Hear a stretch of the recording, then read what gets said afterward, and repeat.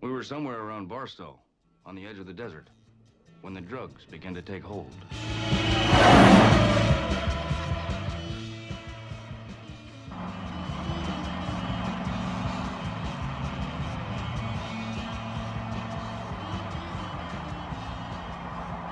I remember saying something like, I feel a bit lightheaded. Maybe you should drive. Suddenly, there was a terrible roar all around us, and the sky was full of what looked like huge bats, all swooping and screeching and diving around the car. And a voice was screaming, "Holy Jesus, what are these goddamn animals?" Shoot! Shoot! Shoot! Pigs! Say something? Never mind. It's your turn to drive. No point mentioning these bats, I thought. The poor bastard will see them soon enough.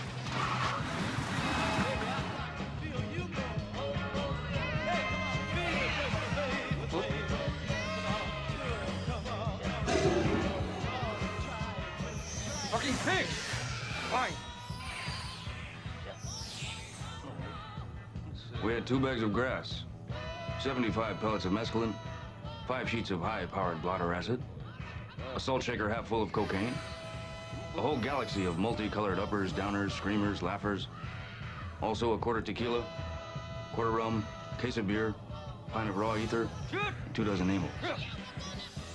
Not that we needed all that for the trip, but once you get locked into a serious drug collection, the tendency is to push it as far as you can. The only thing that really worried me was the ether.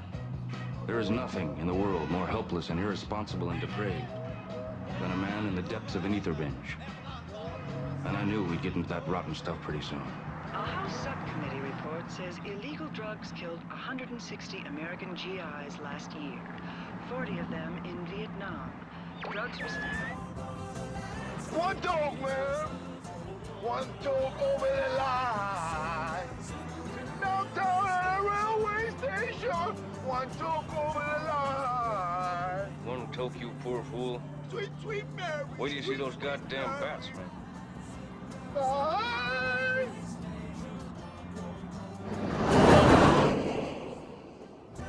Let's give that boy a lift.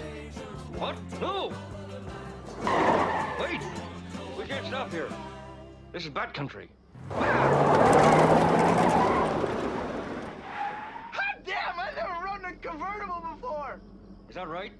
Well, I guess you're about ready then, aren't you? We're your friends. We're not like the others, man. Really. No more of that talk or I'll put the fucking leashes on you, understand? Get in.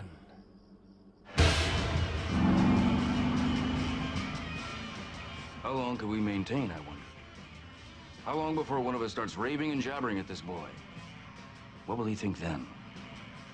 This same lonely desert was the last known home of the Manson family. Huh? Would he make that grim connection when my attorney starts screaming about bats and huge manta rays coming down on the car? If so, well, we'll just have to cut his head off and bury him somewhere. Because it goes without saying that we can't turn him loose. He'd report us at once to some kind of outback Nazi law enforcement agency, and they'll run us down like dogs. Jesus, did I say that? Or just think it? Was I talking? Did they hear me? It's okay. Just admiring the shape of your skull. No thanks. Maybe I'd better have a chat with this boy, I thought. Perhaps, if I explain things, he'll rest easy. All right, listen. There's one thing you should probably understand. Can you hear me? Good. I want you to have all the background. This is a very ominous assignment, with overtones of extreme personal danger. I'm a doctor of journalism, man. This is important, goddammit. This is a fucking true story. Shit! Wait, where are you going? Shut up! Get the fuck... Get your hands on my fucking neck! No. Our vibrations were getting nasty. But why? Was there no communication in this car? Had we deteriorated to the level of dumb beasts? I want you to understand that this man at the wheel is my attorney. He's not just some dingbat I found on the strip, man. He's a foreigner. I think he's probably Samoan. It doesn't matter, though, does it? Are you prejudiced? Hell no. I didn't think so. Because in spite of his race, this man is extremely valuable to me. Oh, shit. I forgot about the beer. You want some? Oh. How about some ether? What? Never mind. All right, let's get right to the heart of this thing. 24 hours ago, we were sitting In the Pogo Lounge at the Beverly Heights Hotel. In the patio section, of course, drinking Singapore slings with mezcal on the side, hiding from the brutish realities of this foul year of our Lord, 1971. Perhaps this is the call you've been waiting for all this time, sir. Perhaps. Yeah. Really? Yeah? Why not? Yeah. Oh, yeah. Wait, wait. Yeah. That was headquarters. You want me to...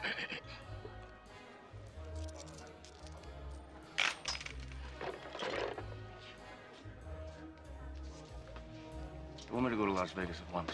Make contact with a Portuguese photographer named Lacerda. He'll have all the details.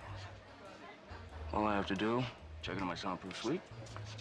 He'll seek me out. What do you think? Sounds like real trouble. You're gonna need plenty of legal advice before this thing is over. Oh, yeah. As your attorney, I advise you to rent a very fast car with no top. Yeah? And you'll need the cocaine. Tape recorder for special music. Acapulco shirts. Get the hell out of LA for at least 48 hours. Blows my weekend. Why? Because naturally, I'm gonna have to go with you. And we're gonna have to arm ourselves to the teeth. Well, why not? I mean, if the thing's worth doing, worth doing right. This is the American dream in action. Wait! Shouldn't we be fools not to ride this strange torpedo all the way out to the end? Indeed. We must do it. What kind of story is this? It's the Min 400. It's the richest off-road race for motorcycles and dune buggies in the history of organized sport. It's a fantastic spectacle in honor of some fat-backed brocero who owns the luxurious Min Hotel in downtown Las Vegas. At least that's what the press release says, anyway. Well, as your attorney, I advise you to buy a motorcycle. How else can you cover a thing like this righteously? Well, we're gonna have to drum it up on our own. Pure Gonzo journalism.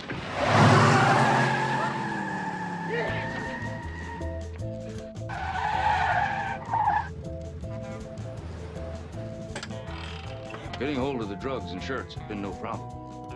But the car and tape recorder were not easy things to round up at 6:30 on a Friday afternoon in Hollywood. Sounds beautiful. Great, hang on to it. Fucking A, the gentleman has a major credit card. That's right, man. Don't take any guff from these fucking swine. You just got through saying that. Do you realize who the fuck you're talking to? Wait. Do you? Be over in 30 minutes.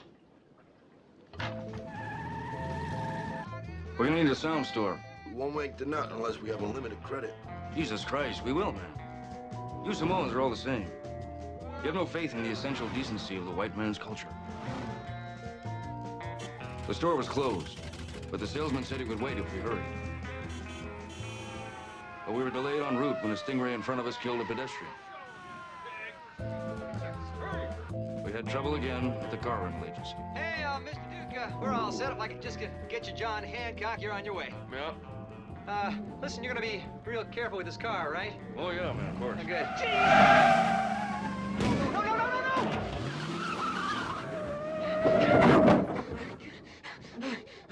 Holy smokes. You just backed over a 2-foot concrete abutment. You didn't even slow down. What were you going about I don't know, 45 miles an hour backwards? Hey. There's no harm done. Oh? I always test the transmission that way, the rear end for stress factors. Well, this is really a nice pen, man. Hey, Yeah. listen, you fellas haven't been, drinking, have you? No, not me. Oh. We're responsible people. You know, hey,